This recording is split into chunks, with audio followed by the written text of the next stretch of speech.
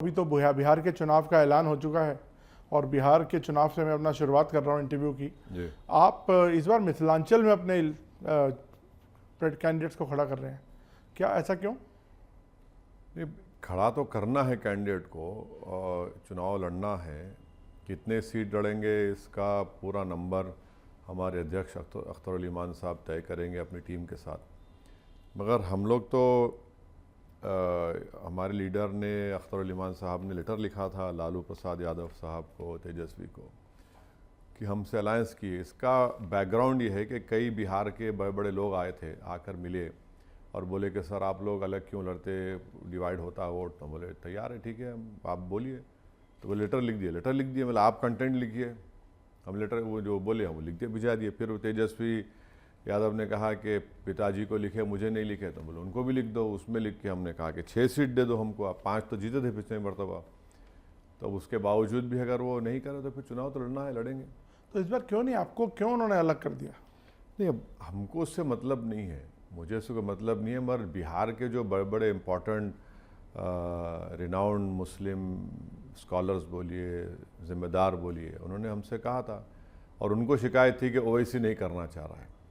तो मैं बोला भाई आप जो लिख के देंगे हम साइन कर देंगे। हम वो आपका आर्गूमेंट पूरा हो जाएगा, हमारा भी हो जाएगा, आपको पता चल जाएगा कि कौन बीजेपी को रोकना चाह रहा, कौन नहीं रोकना चाह रहा है। तो हम तो कर दिए। अब वो नहीं ले ना ले उससे तो फ़र्क नहीं पड़ेगा। ओवैसी साहब, जब आप अपने कैंडिडेट्स को बताते हैं तो आपके मेन मुद्दे क्या हैं? आपको क्या लगता है बिहार का इस समय फोकस क्या है, इश्यूज? सर देखिए, हमारी जो सियासी शुरुआत हुई थी बिहार में, जो सफ़र का आगाज़ हुआ था, सियासी सफ़र, वो सीमांचल की सरजमीन से हुआ था। हमने कहा था कि सीमांचल से इंसाफ होना चाहिए। उस पर हमने एक बड़े बड़े स्कॉलर्स को बिठाकर एक 5 साल पहले एक स्टडी भी करवाई थी, एक बुक भी निकलवाई। तो बेसिकली सीमांचल का जो अंडर डेवलपमेंट है, वो 4 डिस्ट्रिक्ट्स है, ह्यूमन डेवलपमेंट इंडिकेटर्स बहुत ख़राब हैं, वो एक है। दूसरा, ओवरऑल बिहार में जो मिसगवर्नेंस है, करप्शन है और जो सैलाब से ज़मीन कट जाती है, ये बहुत से इश्यूज हैं, ये हैं। और फिर एक सेंस ऑफ एलिनेशन है मुस्लिम कम्युनिटी में। एलिनेशन से मुराद कि भाई हर समाज का, हर कास्ट का एक लीडरशिप है और 19%, 18% बिहार के मुसलमानों को लीडरशिप नहीं है। तो उस पर भी बड़ा लोगों को तकलीफ है, ये भी एक बहुत बड़ा मुद्दा है। SIR कोई बड़ा इशू है इस समय? SIR तो है, इशू है। हमारी पार्टी की तरफ से अख्तर अली मान साहब प्रेसिडेंट खुद सुप्रीम कोर्ट गए थे, जिनको निज़ाम पाशा एडवोकेट ने रिप्रेजेंट किया। तो SIR का तो है। और अगर जो लोग जिनके नाम कट गए अगर वो नहीं देखे तो फिर आप देखेंगे पोलिंग के दिन फिर एक शोर शराबा होगा। लेकिन अभी ज़्यादा कोई, वो कहते हैं इलेक्शन कमीशन का कहना है कि ज़्यादा लोग कंप्लेंट नहीं कर रहे हैं, ज़्यादा रिव्यू नहीं मांग रहे हैं। नहीं, ऐसा नहीं है। 65 लाख तो आप नाम निकलवा दिए, अब इलेक्शन कमीशन और 3.5 लाख निकलवा दिए। तो अख्तर उल ईमान साहब की जो कॉन्स्टिट्यूंसी है उसमें तो हम लोग कम से कम 1000 नेम्स, उसका टाइम कम था, उसका तो हम डाले, जिनको बताया हमने कि ये ना मरे हैं, ना शिफ्टेड हुए हैं, ना डबल एंट्री है उनका। अब ये 3.5 लाख अब ये फिर चेक करना पड़ेगा। तो do you see it as a conspiracy और do you see red in it? नहीं, हमारा बोलना ये है कि आपको इतना जल्दी क्या था, आप टाइम लेते। भाई आप जून में अनाउंस किए और बोले कि 1 महीने में ये होगा, 1.5 महीने में हो जाए, कैसा होगा ये? इतना बड़ा प्रदेश है बिहार और कंप्लीट 90% रूरल एरिया है। अब बरसात में भी वहाँ जा नहीं सकते। तो इतना लेबरस था वो, इतना प्रेशर था BLOs के ऊपर। और डेंजरस बात उसमें ही है कि उसमें नोटिफिकेशन में लिख दिया कि अगर 2 से 3 मरतबा किसी घर पे जाएंगे, वोटर नहीं मिलेगा तो वो अपने ERO को बोलेगा या ERO को वो फॉरेनर्स सिटीजनशिप एक्ट के कॉम्पिटेंट अथॉरिटी को बता देगा। तो ये कैसा होगा बताइए? तो इससे ताल्लुक़ ही नहीं, आपका काम है ही नहीं ना ये सिटीजनशिप चेक करने का, तो काम MHA का है वो। तो वैसा आप जाके कैंपेन कर रहे हैं इस बार? मैं तो कई बार जाके आया। तो कैसा रिस्पॉन्स है? आपको लगता है इस बार हवा कुछ है? नहीं, हमारा अच्छा रिस्पॉन्स है, अच्छा कैंडिडेट्स भी हम लोग दिए हैं और अच्छे देना चाह रहे हैं। तो अब मेहनत करना है। तो PK फैक्टर आपको लगता है कि कहीं वहाँ पे काम कर रहा है? नहीं, अब ये हर एक को इख्तियार है इलेक्शन लड़ने आप का। तो आप ही कर, इतना मुझे अपना फैक्टर नज़र आता है ना, तो अब दूसरों का फैक्टर नज़र आ नहीं, मुझे नहीं आता। नहीं तो वो अब वो लड़ेंगे, उनका लड़ना है, हमको अपनी पार्टी कैंडिडेट्स को कामयाब करना है। हर पार्टी इलेक्शन लड़ेगी, तो एक्सक्लूसिवली ये है बोलना तो सही लेकिन नहीं। आप थोड़े इससे नाराज हैं कि आपको महागठबंधन ने इस बार इतना ज्यादा अपने साथ नहीं, नाराजगी का सवाल नहीं है, वो अपनी पार्टी का स्ट्रेटजी तय करेंगे, हम अपनी पार्टी का तय करेंगे। मगर जब बिहार के बड़े बड़े मौलाना लोग, स्कॉलर्स, इंटेलेक्चुअल्स, डॉक्टर्स, लॉयर, ये सब बोले कि भाई ओवैसी नहीं करना चाह रहे, बोले भाई कौन बोला आपको? फिर हमको याद दिलाया, परसों वाइस प्रेसिडेंट का इलेक्शन हुआ है महीना भर पहले, किसको वोट दी हम? तो खामोश हो गए। अब उन्हीं को हम बोले कि आप जाके लेटर दे दीजिए। अब वही लोग बड़े अफसोस का इजहार कर रहे हैं कि भाई आप तो, आपकी नीयत सही है, अब ये लोग ऐसा कर तो रहे हैं। ये अब आपको क्यों लगता है कि ऐसा परसेप्शन बन गया कि आप बीजेपी की बी टीम की तरह काम करते हैं? नहीं, परसेप्शन नहीं है, बिल्कुल नहीं है, ये बनाना चाहते हैं लोग।